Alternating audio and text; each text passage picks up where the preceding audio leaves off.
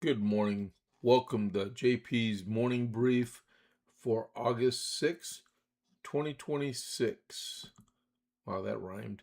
All right. Good morning, everyone. I hope everybody had a good evening. Um, well, let's try to get this going, right? Y'all tuned in. I just got done watching some Chad Prather. I don't believe there's going to be a raid this morning in the Vince because I was just, I'll refresh one more time, but I don't think Vince is on today. Nope, I don't think they are. Because usually they have their uh, show tile already up, but they still don't. Okay, that's all right. Let's do what we do, and then we'll go on, get some breakfast and stuff. All right, watch some regular news. Yes, welcome to the morning brief. We're getting started here. Man, I'm trying to get back on track. Don't forget, click the follow button to follow the channel, and then click that like button, the thumbs up button, please. Um, and then you're welcome to come in and chat. Boy, I am totally distracted right now. I'm sorry. Um, but yeah, yeah, follow, like, and chat. All right, cool. So before we get started, just a couple of headline things that I don't have in my regular stuff.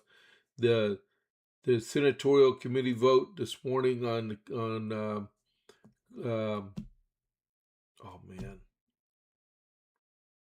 contempt of Congress, contempt of Congress in the this morning in the Senate. In I forget what it's the one Rand Paul is chairman of, but they're going to hold the vote this morning and then refer it straight to the Department of Justice. All right, and then today also 1945 is the anniversary of the bombing of the atomic bombing of Hiroshima, which 140,000 people were killed. This is why we're trying to prevent Iran from getting a nuclear weapon. The amount of people that were killed in those nuclear explosions, and we know we did it to stop 1 million Americans from being killed on the beaches in storming Japan. So there's a lot that can go wrong in the hands of the wrong people, and Iran is the wrong people. All right. So armament shop, as I try to get my bearings straight here. All right, the armament shop. Whether you're looking for your first firearm, upgrading your setup, or need expert service, Jason at the armament shop is Copper's Cove's premier source for all things shooting. Whether browse a wide selection of pistols, rifles, and shotguns, backed by gunsmithing for repairs, along with reloading supplies and professional cleaning to keep your firearm in peak condition. Need a transfer? We make FFL transfers fast, easy, and affordable. Need your CHL? Jason can handle those classes. He has over 3 decades of experience. Visit the Armament Shop today at 115A West Avenue D in Coppers Cove or call or text 254 560 2023. Alrighty, I'm back. And I forgot to give him his website. That's all right. All right, so the Iran update.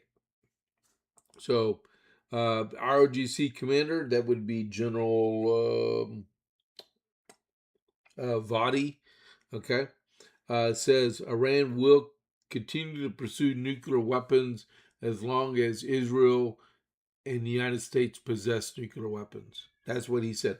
And we're good. That is one of man, the stupid cat again. That's one of my articles I'm going to go over with in just a few minutes. Uh, Vice President Vance said Iran talks are one step forward and then 2 steps back because there's an internal power struggle within the Iranian government. Oil continues to fall. Both indexes, which I'll tell you about in a minute, are both under $80 again. Bibi Netanyahu, he's the prime minister of Israel, says Israel's security with or without a deal. Senator Tom Cotton The U.S. military stands ready in case talks fail. Secretary of State Marco Rubio says Europe must play a bigger role in security. And then Israel Lebanese peace talks ended early in Rome yesterday uh, and were extremely productive. All right, so that being said, we'll go over the Dow Jones. Yesterday closed at 54,349.12. That was a record. It was up 236.24 points. And then West Texas Intermediate is at $75.48 a barrel right now. And then Brent crude oil is at $79.94 a barrel. All right. So that is your Iran update. All right. Gas should be getting cheaper really, really soon. So announcements. So tonight we have Pints and Politics in Belton at the Dead Fish Grill. It starts at 6 p.m. at 2207 Lake Road in Belton, Texas. Chip Howell will be there. Oh, you know what? I'm supposed to be the MC today. Oh. Okay, I better get a hold of him in a little bit. All right. So our next announcement. Wow, I get seriously distracted. Um, on Tuesday, August 11th, is Coppers Cove Conservative Club. It's our monthly social at Giovanni's at 6 p.m. And we are going to have a special speaker that day. It's going to be Sheriff Scott Williams, and he's going to be talking about drug abuse and our fight against drug abuse. All right. So next announcement is on the 22nd of August at 6 p.m. in Gatesville at the Texas Station Event Center. It's our Boots and Bling with the Coryell County Republican women. They're going to have a fajita dinner from El Tapatio. There's going to be all kinds of auctions and prizes. And the keynote speakers, Steve Munisseri from Governor Abbott's office. On the 29th of August is the Coryell County Republican Party Patriot Range Day at the Holly Gun Range. Costs $20 per fire. You can fire as long as you want. And then it's sponsored by Curmudgeon's Honeymead. Just be advised, if you're going to shoot, you can't drink.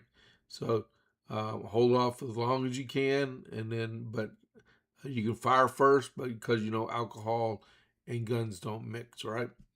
All right. So that, and then one last announcement is our annual fish fry with the Coryell County Republican Party on the 26th of September at the Texas Station Event Center. And our keynote speakers is Senator Pete Flores and our RPT chair, Dorinda Randall. All right. So those tickets are $35 a person.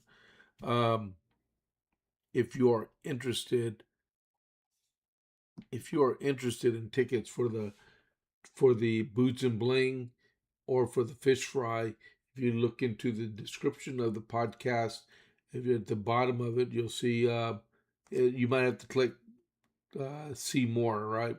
But you'll see CCRW Boots and Bling. That link right there takes you over to where you can buy tickets, and then you'll see CCRP Fish Fry, and there's a huge link right there. You click on it, and you can buy your tickets there, right? Thank you very much for letting me do those appointments. Get engaged and stay engaged.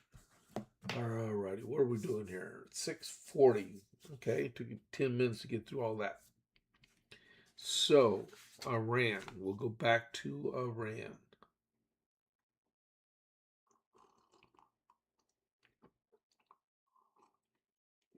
It seems like anytime we do something and we're making progress with the Islamic Republic of Iran, that the IRGC, the Iranian Republican National Guard, right, or Revolutionary Guard Corps, they interdict and change everything that's going on. Technically, General Vahidi is in charge. I don't care what people say. Uh, what was I? I was watching last night. I think it was last night.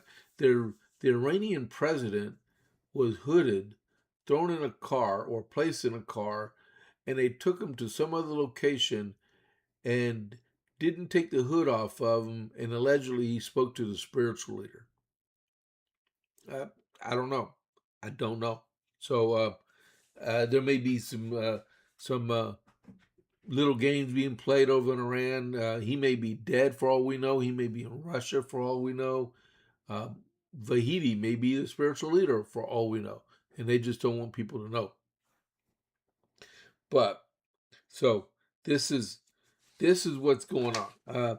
He said that they are going to procure nuclear weapons as long as the U.S. and Israel have them. All right. The only difference is we're not going to use them. We've only used them twice in the history of the formation of the of atomic weaponry, and that was to end a war that was going on, was costing hundreds of thousands of lives. But they want to mass murder people with theirs for no reason. Iran's top Revolutionary Guard commander declared Wednesday that Tehran would continue working on nuclear weapons as long as the United States and Israel possess them, intensifying concerns that Iran is using negotiations over the Strait of Hormuz to postpone concessions on its nuclear program. As long as the United States and Israel possess nuclear weapons, we will continue working on them as our national security.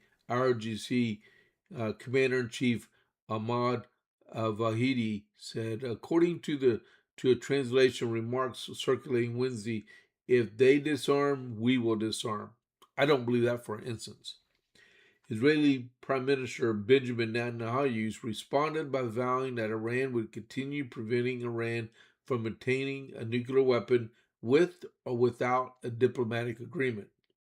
Today we heard the commander of the Revolutionary Guards, Vahidi, explicitly declare Iran's intention to continue developing nuclear weapons. Continue, as he put it.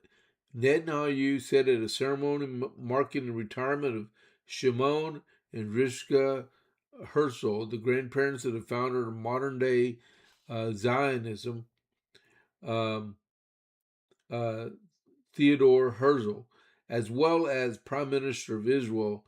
I am determined to continue preventing Iran from possessing nuclear weapons, he said.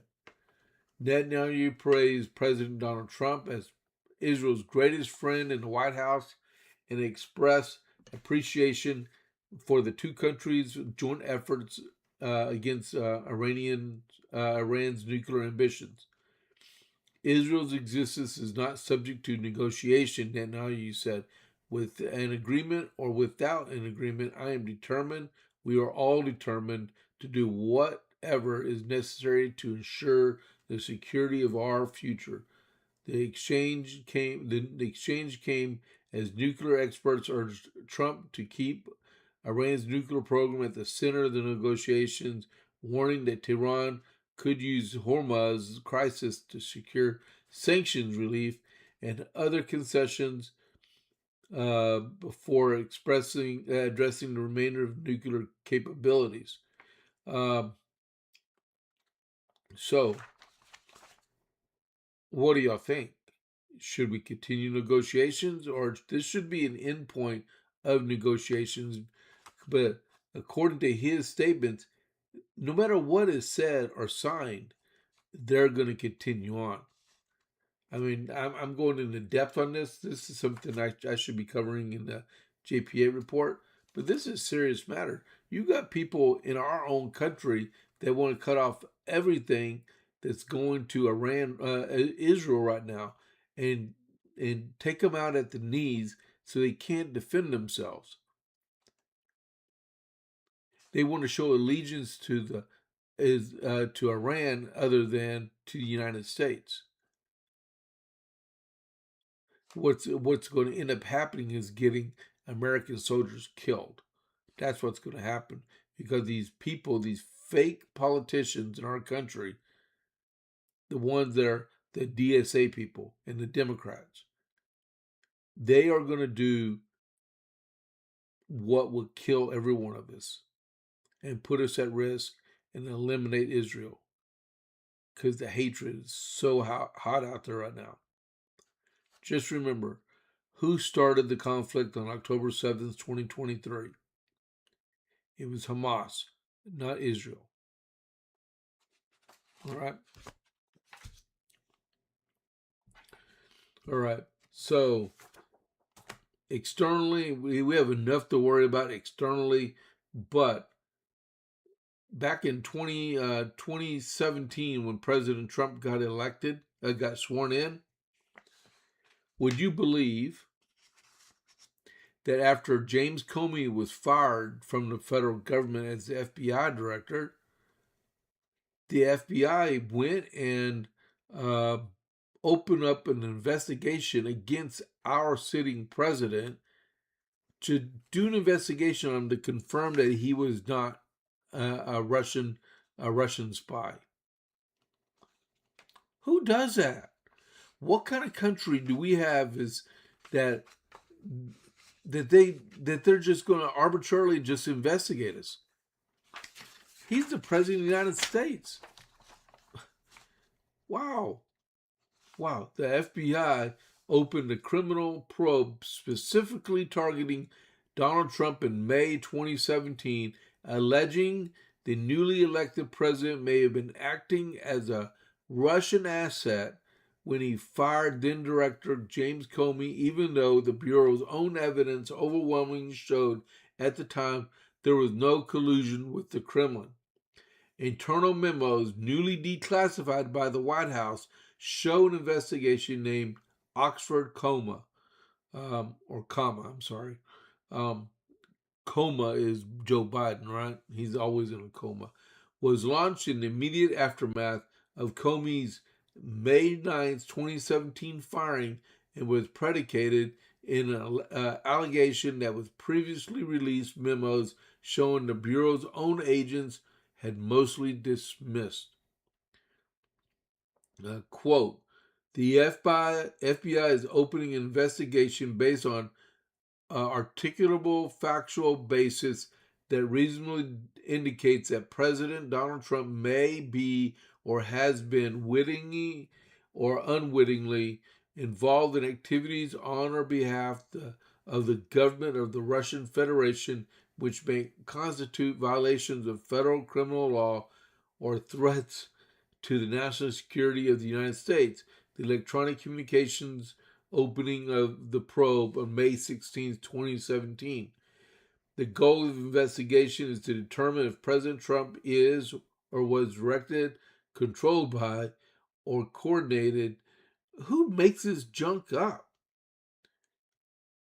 Oh my goodness. This is pure treason right here. The memo, written by FBI's Counterintelligence Division and approved by then FBI General Counsel James Baker, and then Assistant Director for the Counterintelligence William Priestrap, made clear their concerns about Russia influence and obstruction included Comey's firing in part because of the public explanations Trump gave for the termination. You know what? These guys need to be brought up on charges. This is not just treason, this is insurrection. This is leading an attempted coup over the President of the United States. You know what? The President can fire anyone he wants within the government, well, with exception to Lisa Cook, I think, over at the Federal Reserve. He can fire anyone he wants within his government auspices, right? That's including the FBI director. You sneeze wrong, you're gone. That's it. It doesn't mean that you're an FBI agent. I mean, uh, a Russian spy. This is, oh my goodness. Both acting director Andrew McCabe and Deputy Attorney General Rod Rosenstein were advised of the probe had been launched, the memo show.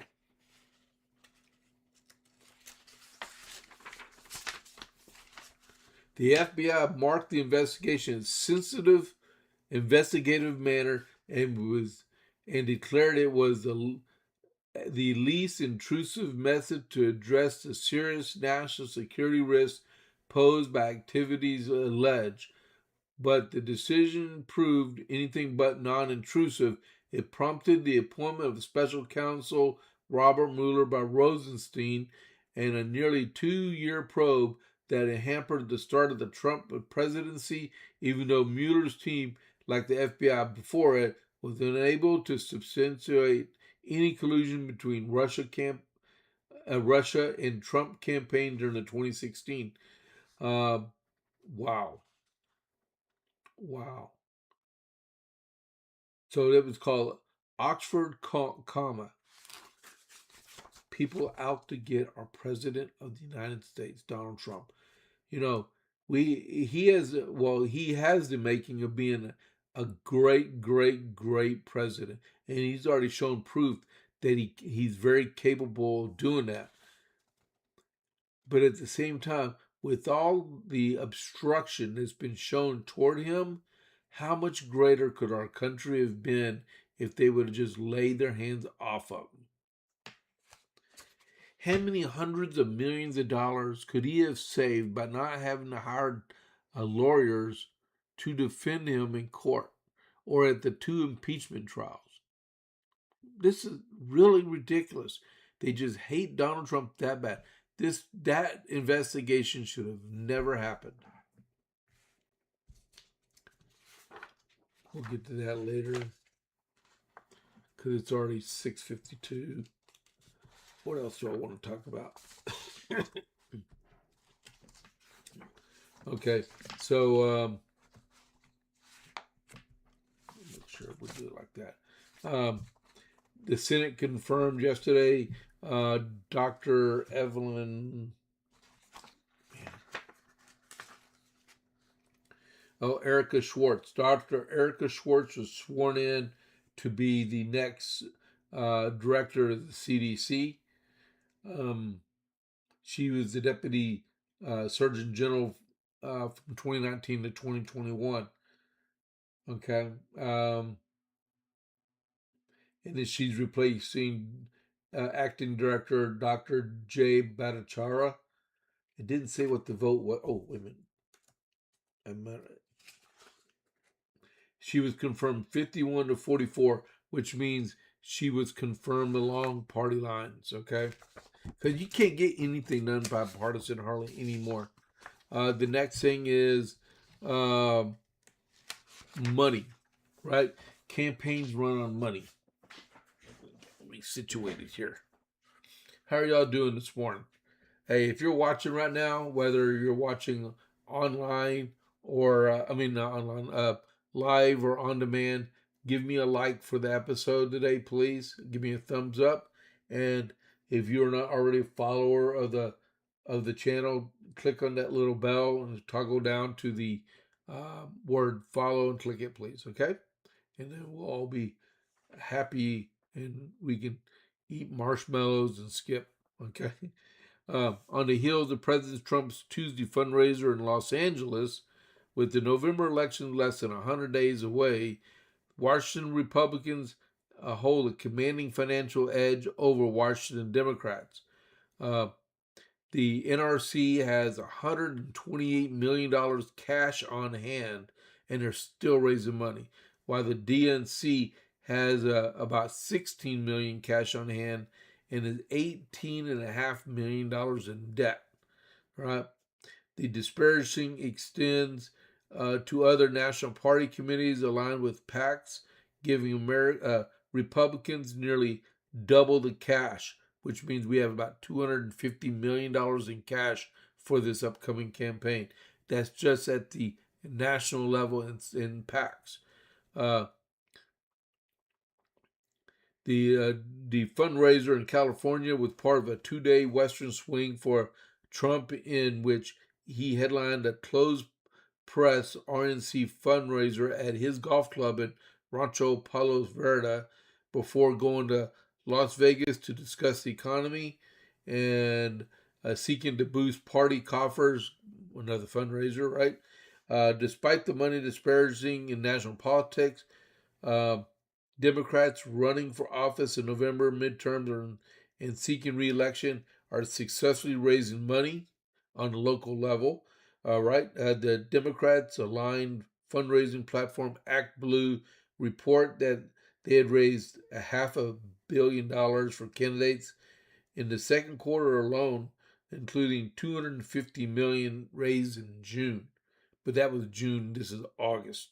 That figure included contributions from 573,000 first-time donors.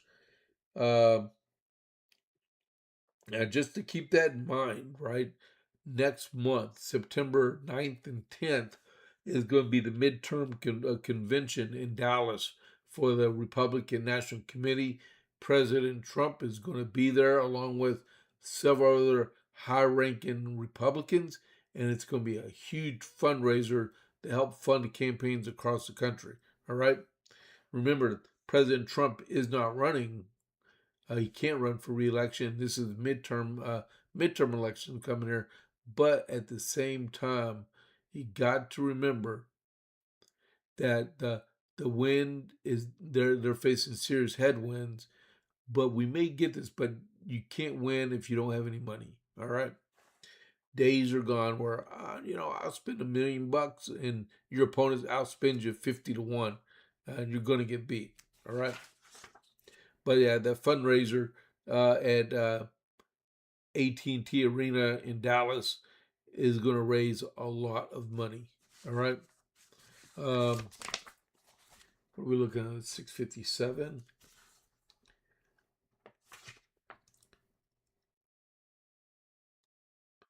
Oh, we'll get into that in a minute. Okay, the last thing I want to just glance over.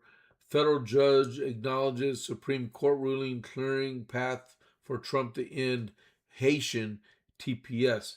President Donald Trump on Wednesday notched a major campaign victory, immigration victory, after a federal judge acknowledged that the court order blocking the administration ending TPS for hundreds of thousands of Haitians is no longer in effect after the Supreme Court ruling in Mullen versus Doe.